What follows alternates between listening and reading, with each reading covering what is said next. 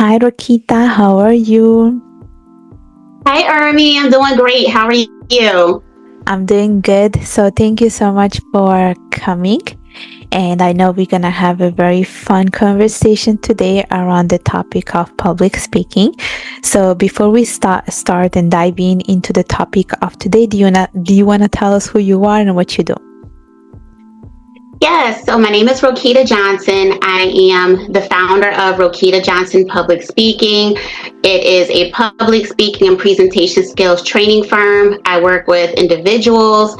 I specialize in Christian speakers. I also work with organizations who want their employees or their members to not feel like they're going to fall through the floor when they have to speak and to be able to speak articulately. So I will do workshops for them that are customized, and I've been having a great time doing it these past 9 years now. So that was my next question. How long you been doing this for? I have been a certified coach, speaking coach for 10 years, and I have had my business for 9 years. Even before I had my business, which is actually what got me started into it, people would ask me to help them with their speeches. They saw that I was doing well with my public speaking, so people would just ask me for advice. So I would just help people with their presentations. And I decided one day that I wanted to make it official, if you will. I got certified as a speaking coach, and then the next year I officially started my business. But yeah, it just started because people were asking me for help, and then I actually liked it, so I started a business. What did you do before that? I have a marketing background. So I worked in corporate, worked in different companies in a marketing capacity. And I was not comfortable with public speaking, Ernie, is what happened. I was in positions where I was getting promoted, so I was becoming more visible. I could not hide behind my team anymore, in other words. So I either had to find a way to get better at my speaking skills, or I wasn't going to be able to flourish in my role. So that's what drove me to start getting better in public speaking. But I started in marketing, and marketing, you are going to have to do presentations, at least to your team. So that's my background. Yeah, definitely. Definitely, you have to do a lot of presentation when it comes to marketing and, selling a product or a service. So yeah, definitely. And for someone who, because now basically you're coaching people, helping people, and did you face any particular challenges as a speaker when you first started, or were you just a natural speaker? I would say my biggest challenge was with what a lot of people have is nervousness. I would say that's what the majority of people come to me for help for. If people get nervous for different reasons. I think the crux of it is that most people feel like the audience is going to judge them. Like you think the audience is just ripping you apart in your mind. And I probably had a little bit of that in me too. That's what caused my fear. It's judgment. We think that the audience is just dissecting us. So I'm very articulate. I've been like that since I was a child. I could speak well, write well, all of that. But I just did not like speaking in front of groups, even if it was a smaller group. Yeah. Like I remember one company, and this was the company where I actually decided I needed to get help at public speaking. I was a marketing coordinator, and we had to have these weekly team meetings like every Friday. And I didn't even like having to speak in front of my own marketing team, which is a small group. I felt put on the spotlight. So really it was fear for me. And one day I decided I can't go on like this any longer. I'm just tired of the fear. I can't get past this. I'm going to need to get better. So that's when I went to get help for public speaking. So I am my client is what I like to say. I understand the fear and the things they go through because I went through it myself. So I get it. What would you tell someone who is having the same fear? I would tell them that the audience does want them to do well. Mm-hmm. That is something you don't think about when you actually have to be up there in front of them. We are very much in our own heads as speaker, when really it's all about the audience. Right. We really should be thinking about them. And the audience wants you to do well because they want the information that you do have to provide. Why would anybody want to waste their time by you not doing well? Is what I like to tell my clients. They don't want you to do bad because then they're not going to get what they came for. And it's uncomfortable for an audience member to watch a speaker squirm up there and clearly not be comfortable speaking to them. It's not enjoyable. When I think of myself as an audience member, I don't find that enjoyable to watch someone who's uncomfortable speaking to the audience. So the audience does want you to do well. So that's what I tell my clients. If you are able to, show up a little bit early before you have to speak in front of the audience. Mix and mingle with them beforehand. Talk to them. Find out what they're looking forward most to hearing from you. Do they have a question that they're hoping you're going to answer when you're up there? So this serves the purpose is twofold. You have a little bit more research, a little bit more intel, as I like to call it, so that if you need to adjust something on the fly, when you're on the stage, you can answer something that you know the audience member had a question about. But also, the audience members are going to feel more like friends instead of foes who are ready to destroy you with their judgment calls. They're going to feel more like friends to you. You're going to know their names. So that's why I say show up a little bit early. It's going to help you feel more comfortable. Yes. Yes, I definitely agree with you. Those are some of the things we also learned at Toastmasters. They always tell you it's always about the audience. Always show up a little bit early. Try to mingle with a couple of people from the audience. Try to connect with them. And it helps you to be at ease for sure. For sure. It does. And you spoke about, some of the things to do before a speech. Do you do personally any rituals before a speech or when you have to speak in front of a big audience? Any particular thing that you do or not? I do a few things. For one, I make sure that I'm not practicing up until the last minute, Army. That's where a lot of people go wrong. They will sit there and practice that speech off to the side somewhere and then go right on the stage. I would say at least a half hour, if you can spare a half hour, at least 15 minutes or so before you have to speak. Take that time for yourself. Do any deep breathing. I'm going to make sure that I'm steadying my heart rate and that I'm calming myself by doing deep breaths. I'm also going to say my prayers as well. And, the prayer would be something like, Lord, let the audience see more of you and less of me. So whatever message that I'm giving to them, I hope that they see this. It's a divine message in a way that is something that's coming from my heart. I am acting in my gifts here for them. So whatever else that they see, hopefully that they will see just the message that I have for them and just the excellence that I have put into preparing for this. So definitely prayer, deep breathing, mixing with the audience. Like I said, I will try to do a bit of that too, but I would say those are the biggest things. And also plenty of water, because you have to lubricate your vocal cords. Don't underestimate drinking that water. I'm also not doing a bunch of talking that day. I want to preserve my voice as much as possible. You will be surprised how strange your voice can get. We underestimate that. So our voice is our instrument. Your only instrument, your best instrument when you're speaking. So you really want to make sure that you protect it so that it is in its best shape when you do have to speak. So those are the main things I do. Deep breathing, prayer, making sure that I'm drinking water, and honestly, just being in a good headspace, Army. I tell myself, I remind myself that I do have everything that this audience needs. I have done my best up to this point to prepare.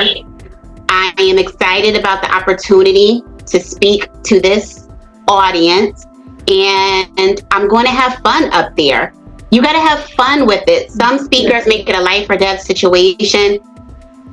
While you should take it serious, you should also have fun with it, is what I'm saying. So yeah. Definitely. I definitely agree with everything that you have said.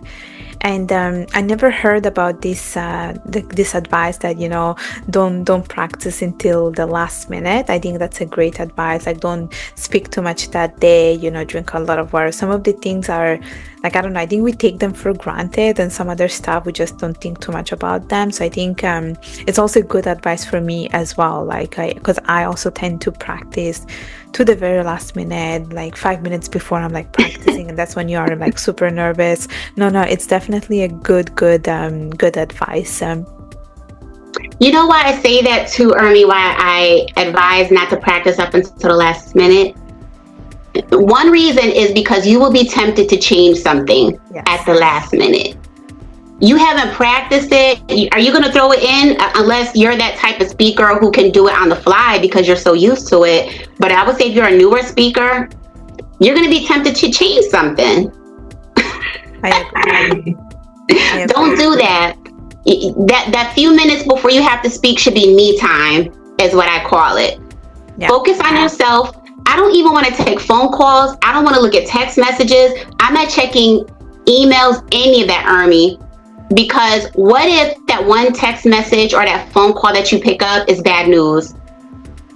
That's going to completely throw you into a negative headspace before you have to speak. I don't even want to take that chance. So I'm not looking at my phone. Any digital devices can be dealt with after the speaking engagement. So that's another reason that I say just focus on yourself before you have to speak. Don't let any other distractions happen until that point. Yeah, well said. So my next question is about, because you speak about, you know, speaking authentically with your audience and having an impactful message. And my question is, how do you help people to have, you know, that side of them come out when they're speaking in front of an audience? How can we be authentic and original and make sure that we're, you know, inspiring people at the same time? Yeah, so one way that we can inspire people, that we can ensure we're having a connection with our audience, that we're being authentic, one great way is to do that is through stories. Everyone has a story, your own life story. No one else has lived your life. No one else has the same experiences, the same exact ones that you've had.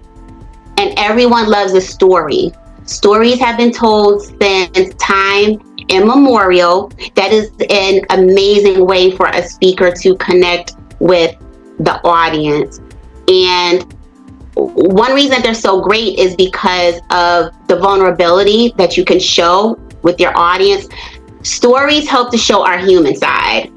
So it's not like the audience is just looking at us, the speaker who is up there before them. We have the opportunity to express some of the failures we might have had, but the lessons learned from those failures through stories. That's a great way to connect with the audience. It's like, I'm not putting myself on this pedestal. I'm human just like you. We may not have had the same life experiences, but that doesn't mean that your message can't be universal. Your story is unique, but the message can be universal. And that's what will connect with the audience. It's like, oh, well, I didn't experience that exactly what Ermi went through, but I understand what she's saying. I understand the lesson that she's communicating here. So I really encourage my clients, get those stories in there. That's a great way to connect. Knowledge is great. The other information, the academia and all that other stuff you want to put in, good. It adds to your credibility. But also, what about the personal human side? Let's make sure that the audience knows who you are. Share some of those flaws. Share some of those frustrations. This is what I call the 4 F's, Ermi, when I'm talking to my clients about stories. Because that's one question that people will have sometimes. I don't have any stories. I don't have anything interesting to share. That is the biggest lie ever. You have something interesting to share. The 4 F's: failures, flaws, frustrations, and firsts. Think about those 4 areas of your life. What are some of the failures and the lessons you can talk about? Flaws. We all have flaws. How can you weave that into your story where it does have a lesson that hits home, that connects with this message? Frustration. What frustrates you? That's a great way to think about a story from your life. The frustrations that we have about something. First, what happened the first time you did something? You can have a lot of great stories from there that the audience can connect with, because a lot of us, we know what happened the first time we did something. We probably were not great at it, or something funny may have happened. So stories, I always say, are great ways to connect with your audience. It makes you human. Yeah. I agree, and I love this whole thing about the 4 F's. I never heard of it. I think I'm gonna use it next time.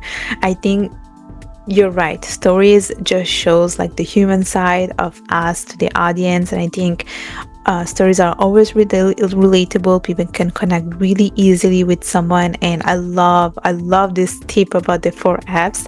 I think like next time, instead of saying, "Oh, I don't have a story," just think about those 4 things that you just shared. I think people will be able to come up with a good story.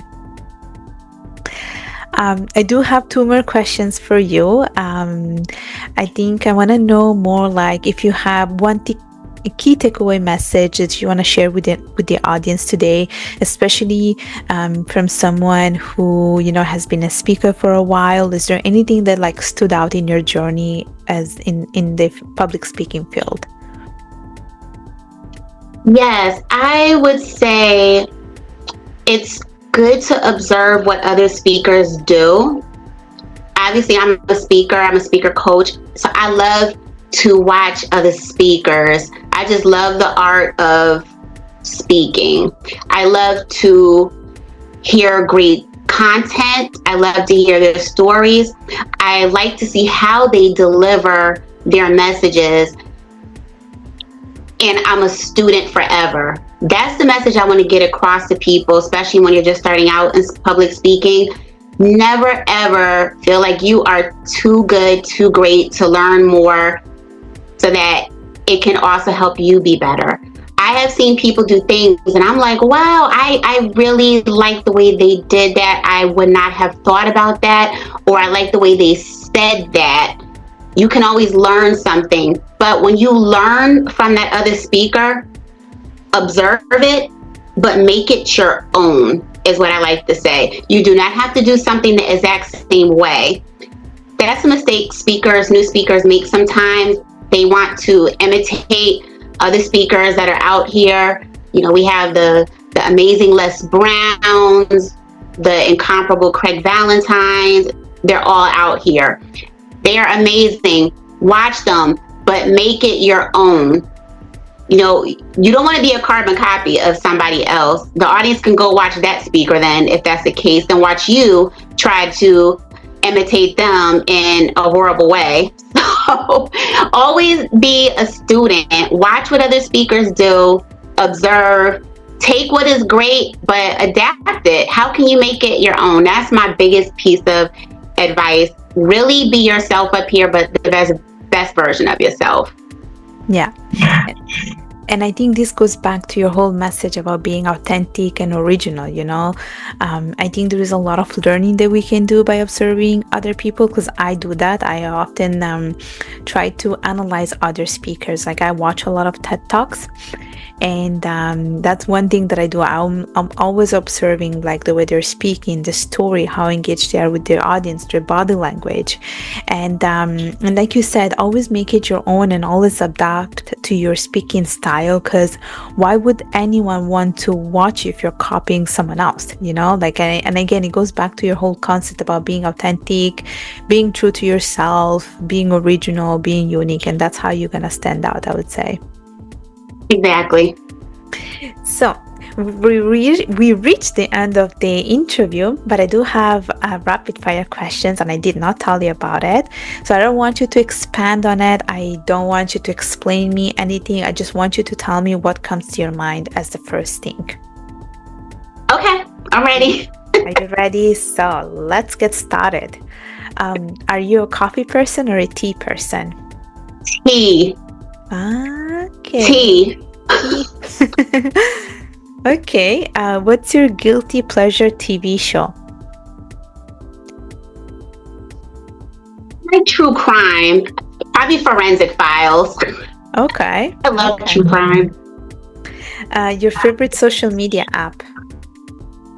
Instagram. If you could swap jobs with anyone for a day, who would it be? I'll probably honestly go work on a farm. I'm not going to explain it. You said just answer the question. Probably just work on a farm. Okay. What would you do in a farm? Help with growing the vegetables, fruits, anything dealing with the earth, getting my hands involved in that. Something about that resonates with me. Okay. Just being involved in the earth and bringing forth sustenance. Just being very close to God's creation like that, being near the animals. I really like that. Very nice. And the last question, best advice you have ever received?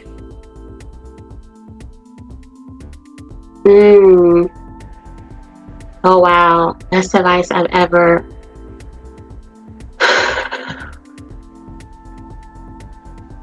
I feel like there's so much good advice and now I can't think. What's coming to your mind right now? Just say one.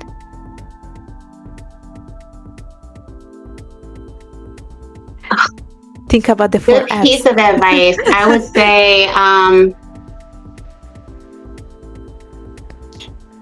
think just about being resourceful. Just always find a way to be resourceful. My mom she always told me I was resourceful growing up, but I think of that as advice as well. Like kind of like where there's a will, there's a way. Mm-hmm. So there's always a way you can find a way to be resourceful.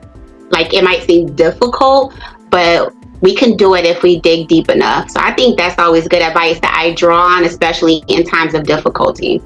Love that. So Roquita, thank you so much for coming. Before I let you go, tell us how people can connect with you. Sure. I am on Instagram. I just said that was my favorite social media app. I'm very active there. Roquita Johnson _ public speaking. I am also on TikTok if you're on there at Roquita public speaking. I am on LinkedIn if anyone would like to connect with me. Just my name, Roquita Johnson. And you can also visit my website, www.roquitajohnson.com. As you can see, my name is in everything. And I have a unique name, so it's not too hard to find me. So please, I would love to connect. Sounds good. And I will put all the links in the description. And once again, I want to thank you for coming to my channel today. Thank you. Thank you so much, Army. I appreciate you having me on here. Thank you for coming. Thank you.